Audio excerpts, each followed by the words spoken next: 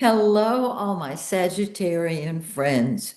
I've got a forecast for you that I think you're going to really love. Anything in the ninth house, you really love. I'll save that little pièce de résistance till the end so that you can really enjoy it.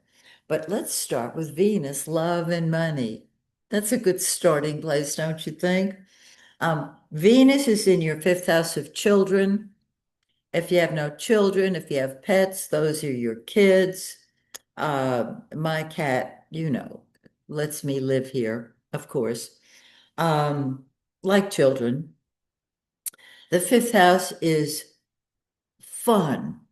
It's enjoyment. It can be art. It can be music. It can be sports. It's whatever you consider to be fun. And since it's children with Venus there, you might want to spend some time with your kids, even if they're grown. In other words, there's Venus, the planet of love, in the fifth house of fun and games, uh, children who never grow old or leave the house. You just never know. But you're about having fun. Now, on the 6th, Venus moves into your sixth house of work. And so you're enjoying a new job or enjoying some phase of your job that you were not doing before. Whatever reason, you're enjoying work. This is also a terrific time to get thee to a gym, all right? To take care of your health um, and make sure that on your health register, you have something along the lines of work at what I love. Do only what you love in your work if you possibly can, and you will be healthy as well as happy because this is the sixth house of work and health. Okay, let's move up here because the sun and Mercury and Jupiter are all in the seventh house. How nice. And then they plop into the eighth. Very interesting slip. Okay, so let's talk about the sun, the yellow planet. The center of our life is the sun. It's in your eighth house of other people's money. Well, actually, it starts in your seventh house of partnership. And then on the 20th, moves into the eighth house of secrets and other people's money, and finding out what's really going on under the table. You know what I mean?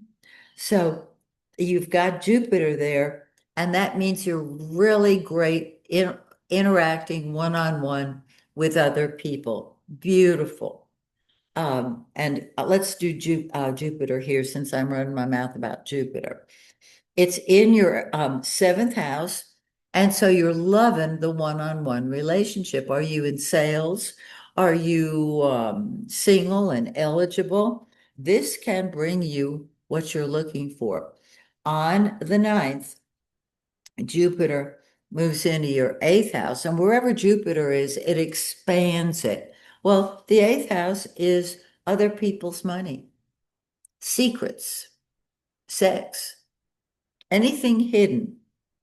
And once a year, the sun as well goes into the eighth house and your ego undergoes a change. You're re-examining things. I love it. It's there. It doesn't make a big, loud noise. It's just there for you to see. And when you know what it is, you can aid that along. All right? Because when it comes out of the eighth house, you're born again.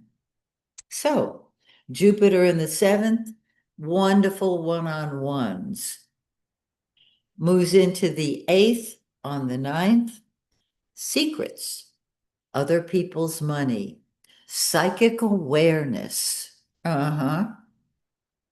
astrological uh, class, everything. In other words, the esoteric and the spiritual eighth house, and mundanely joint finances. So the sun is the yellow planet. It creates more of that, particularly after the 20th when it moves into the eighth house. I love it. The ego changes, the center of your life changes. Jupiter, you know you are blessed, whether in relationships or in the secrets of life. You are blessed. It's beautiful. It's like somebody really loves you. God. Okay, and the mundane as well.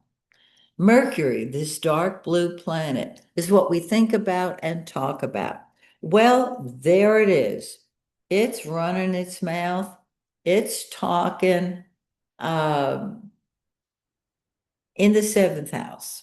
It's communicating.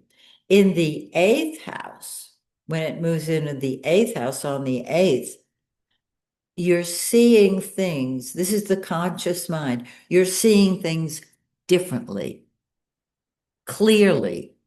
I love it. And then on the 26th, it moves into the ninth house of the higher mind. And you're taking the information you got from the eighth house and applying it to your higher mind. Now look at the final planet, Mars. It's what you fight with and fight for. And it is sitting in that ninth house. You are chomping at the bit. You want to get on a plane and go somewhere. You might want to enroll in a higher education course. That would be wonderful. But you're more action oriented. And so you're going to want to, it's like you want to do it your way now. So do it your way now. Because on the 17th, Mars moves into that 10th house of leadership.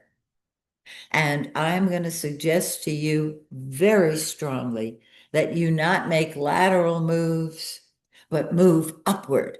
Be the leader. Be the leader that you are.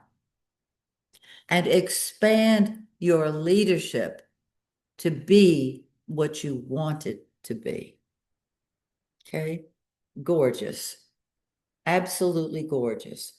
Now, on the 11th, we've got a full moon. And you know how things come to a head on the full moon? It's in your first house. And so you're saying, I'm doing what I want, when I want, how I want, because I want.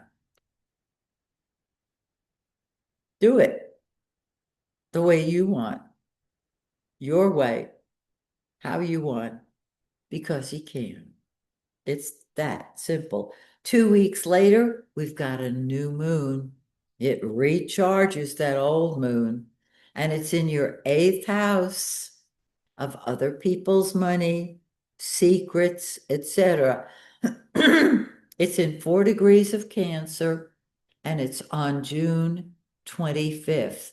And so this private eighth house gets recharged and carries you through for another 2 weeks. And so, isn't that great? I just love it.